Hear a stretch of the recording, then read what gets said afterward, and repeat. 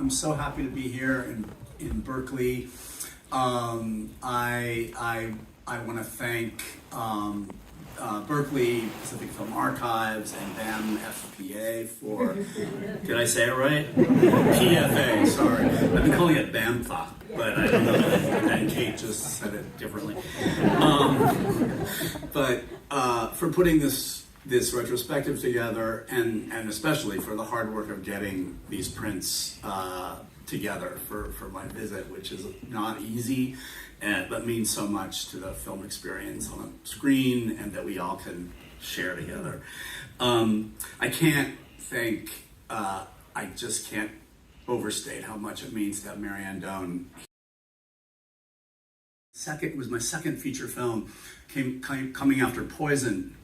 And I wrote the script not too long after Poison, but it was such a different kind of movie to what had then been sort of branded and which I had become sort of associated with as the new queer cinema. And that might have been part of it. It may have just also been this particular script, which was just not an easy sell. And so I want to just sort of have honor two women without whom this film would not exist. And the first is Christine Vachon, my producer, who I've been working since Poison, and she's produced every single movie I've made. We have this remarkable lifelong partnership and friendship. And it was Christine who it took us 2 years to get $1 million together to make Safe. And so many times I was just like, Christine, should we just forget about it and let it go? And she would say, do you want to do this? And I would go back and read it again and go, yeah, I really do. And she's like, all right, back on the streets, back slaying dragons. And she did. And we wouldn't have gotten the financing for Safe without that person who was just not going to give up and made it happen. And part of the process of getting Safe made was also me deciding that it might be helpful to have an actor in the lead role who was not an unknown. I was thinking about an unknown actor to play the role originally. And Julianne Moore had really just sort of made her entree into feature filmmaking around that time. But she read the script and she really connected with it. And we met and she auditioned for me. And we can get into this in more detail later because I've continued to work with her throughout my life.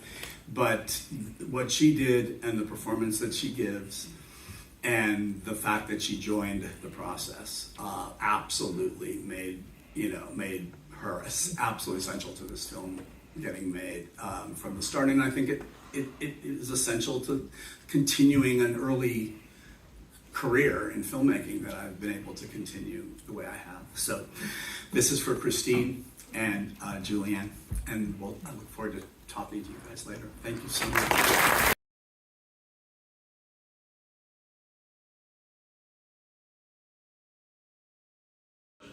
Theme in Velvet Goldmine.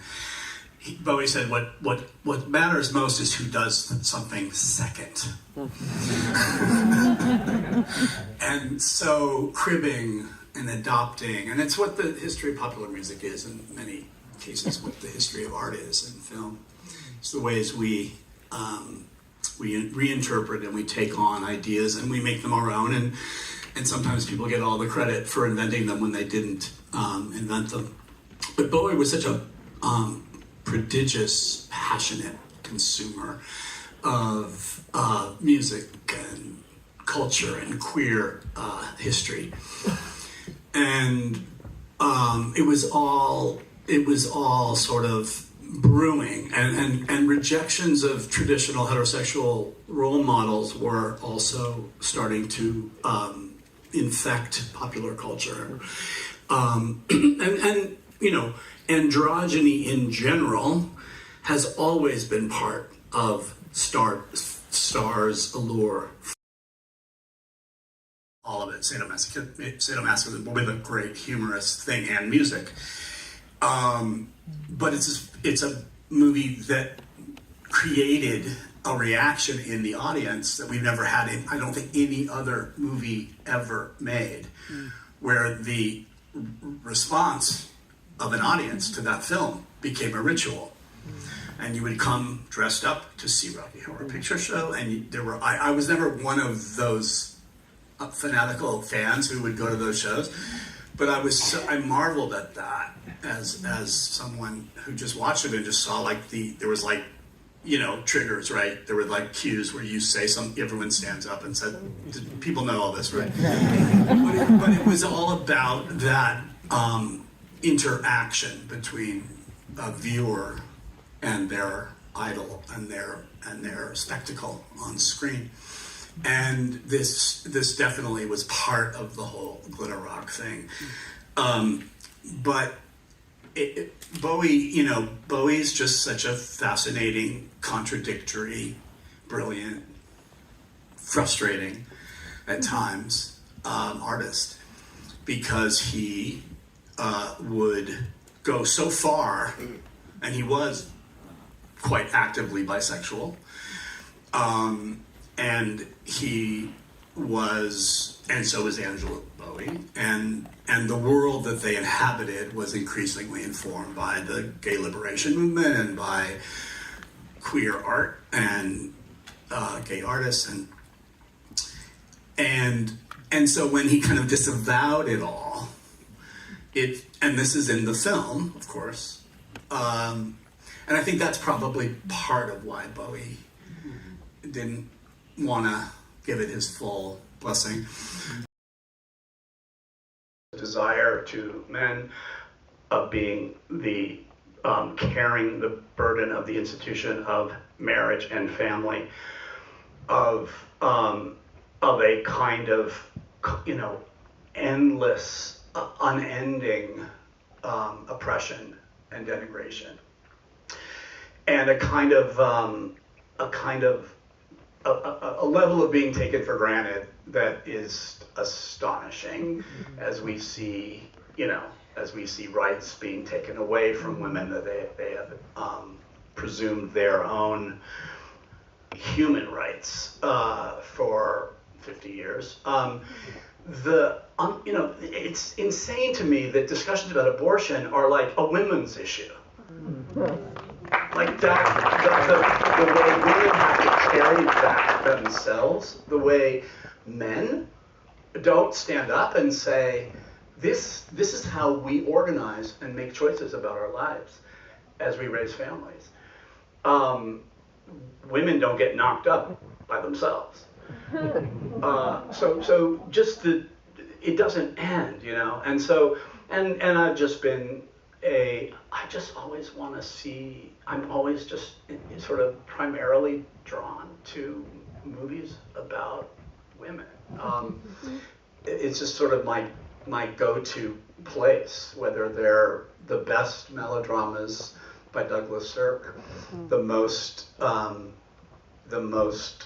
complex and exquisite films of Fassbinder, Cukor, Minnelli, or whether they're crappy TV movies from the 70s and 80s.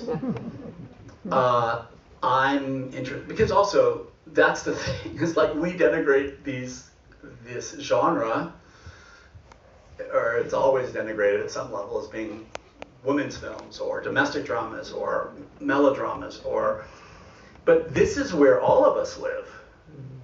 This is about real life.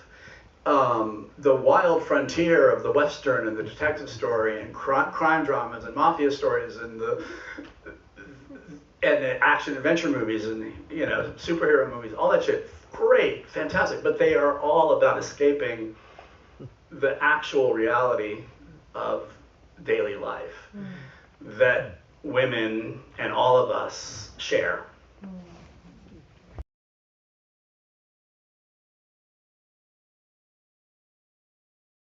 Again, and Kate and her incredible team, the film group, for putting this all together and taking such care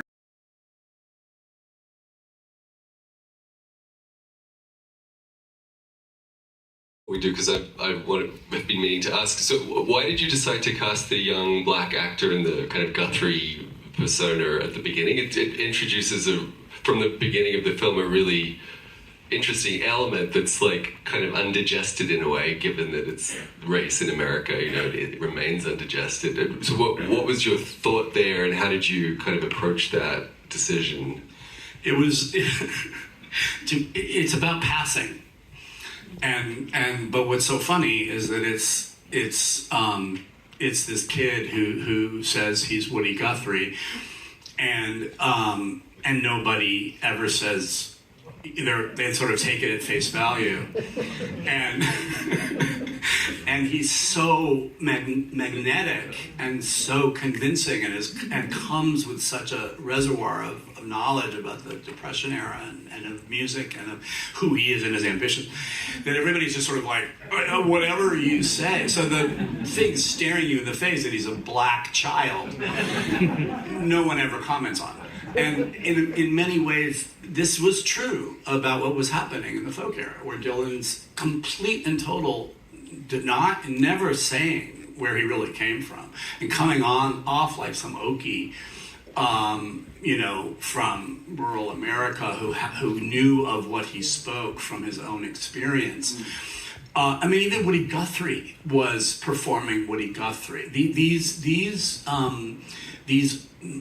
acts of quote unquote authenticity, and authenticity was definitely something that was the sort of construction of authenticity, the artificial means by which we come to have utter faith in what we see, is also so deeply rooted in the American sort of desiring machine. We want to believe in authenticity, and yet, it is all constructed and adopted and borrowed and passed on, and it's a much more complicated story than one of simply someone.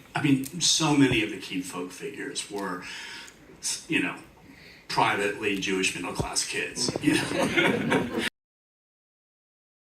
and he would have completely rejected that and no longer had belief in the idea that music could change what was happening in the conflicts that we were facing in the mid-60s, and was reading Rimbaud and was talking about the popular song as a place for poetic expression and a kind of deliberate sense of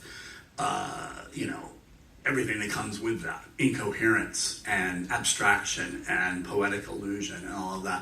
And you could hear it in the transition around like Mr. Tambourine Man and Bringing It All Back Home in period. And then that record, which actually does have electric tracks on it, even though it wasn't until Highway 61 that the electric element really became pronounced and became so foregrounded by the Newport show. And then, of course, after he had his motorcycle crash, then he plugged in electric and, it culminated with the masterpiece Blonde on Blonde. And then he had his motorcycle crash, and he disappeared, and he went into hiding in Woodstock, and he hung out with the band, and he created what would become the Basement Tapes recordings, but in the bootleg series that ultimately would come out, and I was able to access a lot of everyone could always access bootleg material of Dylan until it became all remastered and officially released by him and Jeff Rosen.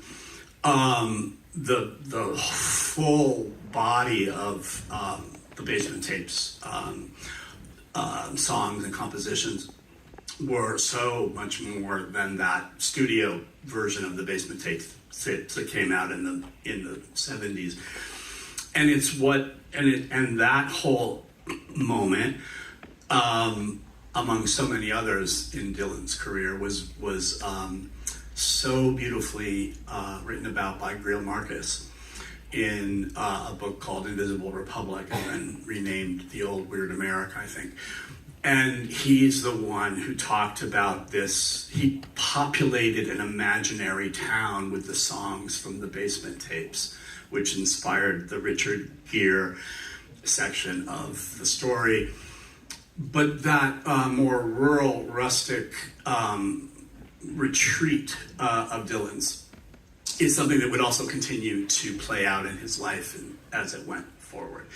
Tapping back into traditional music, as Kate describes so well in that last speech, and all that. Every word of the film comes from something, whether it's the emergence of this other film and it developed a strong possessive stand around I'm Not There, which means so much to me. And I was pretty agnostic about it until I saw their poster, which is a total ripoff of our poster. And then I was like, okay, now finish. But the film around how art or popular art can affect politics and that wish and that the belief that would seem so honest and genuine in the early 60s into the mid 60s that played a parallel role in the civil rights era, no question, and was responding literally and figuratively to what was going on in the civil rights era. And then the disillusionment around as the 60s became more complicated and the Vietnam War took over and the discourse around all of these things started to get much less sort of defined by a sense of clear hope and clear results.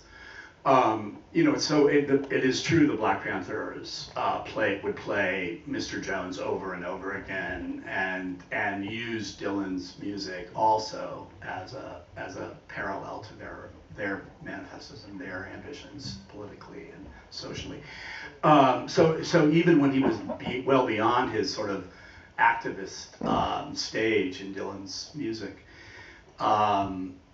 there was a pushback that is inherent in his music to consensus, to the status quo, to dominance, to material ambitions, and you feel it. One great thing John Lennon said about Dylan is like, you don't even have to know what he's saying in his lyrics to know what he's saying. So it is also in the music and in the voice and if I needed it, and I don't know if I really did, confirmation about the sort of strategies we took with I'm Not There, just look at Scorsese's documentary, both of them actually, but particularly Rolling Thunder, where the fictional subplots of it are being used to tell the story of what's happening in the mid 70s during the Rolling Thunder review period, and it feels like this gets completely vindicated or whatever, it gets supported by that, let alone, of course, No Direction Home, Scorsese's prior documentary about Dylan, which uses all the Pennybaker footage that was had not been sort of widely circulated after Don't Look Back from '66. And it's all this color footage of Dylan, who has, between 1965, Don't Look Back, and 1966, Highway 61 or 60, that was 65, but ultimately, Blah, Blah, Blah. It is a completely different human being. And so Kate's whole physicality and the hand movements and the nervous gestures and the androgyny. I mean, that's why I chose to cast a woman to play him at that time, because I feel like that's such a incredibly ingrained and well-known part of the Dylan history, that it's lost its absolute shock value of what it was like to hear that music amplified at that time, but also just to see what he was like and who he was. a year after Don't Look Back, which was the last moment of him alone on a stage with a guitar, before he decided I need to have a little more backup and a little more force. Well, for the filmmakers in the room, how did you get a studio? It was Weinstein's studio, right?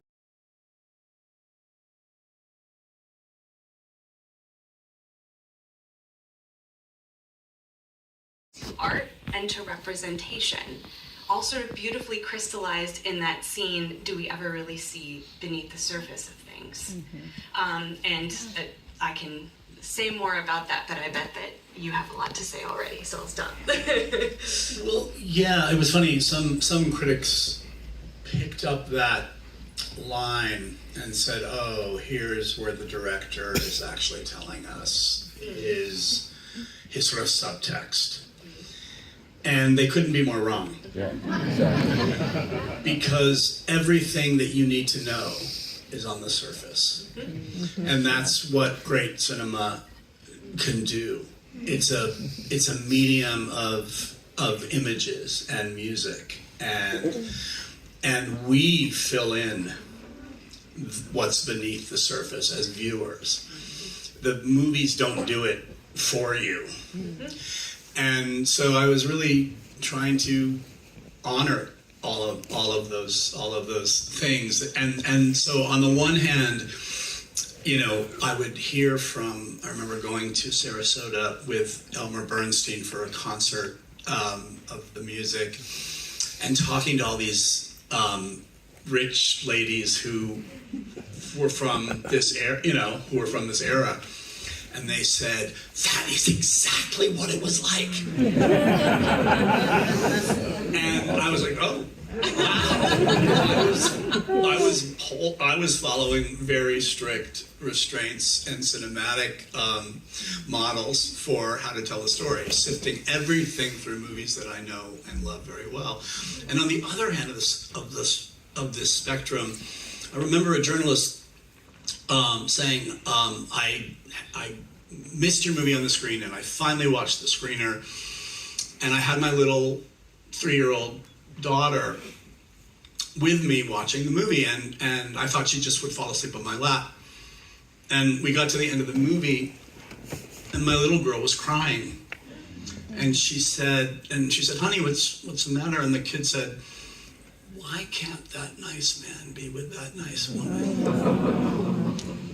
And so in that wild range of people saying, "That's exactly like my life," to people who, of course, the most innocent and simple, that it communicates emotionally, despite all of the ways we often expect cinema to speak right to the reality and the nuance of our lives. Absolutely. Gold tones and cool blues competing in the same frame. It builds so much tension. Yeah. And obviously the decor is selected very intentionally. Could you share some of your favorite moments of the way that conflict is illustrated visually in the film? Yeah, that's such a nice way of setting up the question. This was my first film with Ed. We would go on to shoot many, many movies after this. This was my second film with Sandy Powell as costume designer, and my first film with Mark Friedberg as production designer. And I created these along with my image book and all the ways I usually prepare for movies. For Far From Heaven, I also did these color charts that would be a sort of spectrum of colors, Pantone color swatches that would probably have about, 6 to 10 colors per scene that would sort of be the spectrum of colors that I was envisioning in my head. And the four of us would sit down and have meetings about just color and try to assign where these colors and how these colors would be derived between lighting, decor, costume, and design. And I was obsessed with the different gel colors that we would use for the lighting. The interesting thing about All That Heaven Allows in particular among the Cirque films, because everyone thinks of Cirque as these sort of vivid Technicolor, almost primary colors, stop sign colors, and that's true for some of them. But they're all more subtly distinct than that. And All That Heaven Allows has a complementary color palette throughout the whole film. So warm and cool colors are in conversation in almost every shot of All That Heaven Allows, and that was definitely our inspiration for this, was to allow that conflict to be felt. And sometimes that would be that the scene was mostly all cool, but there would have to be some small elements of warm colors in it, or a warm scene with all these fall foliage that we added. Truly miraculously, because of course Sandy designed all those costumes before we knew that New Jersey would perform on schedule for us in its robust fall colors, and the clothes were the colors of the background, but you can't plan these things, you just hope that they will happen. So so color and its sort of subtext was always part of the discussion.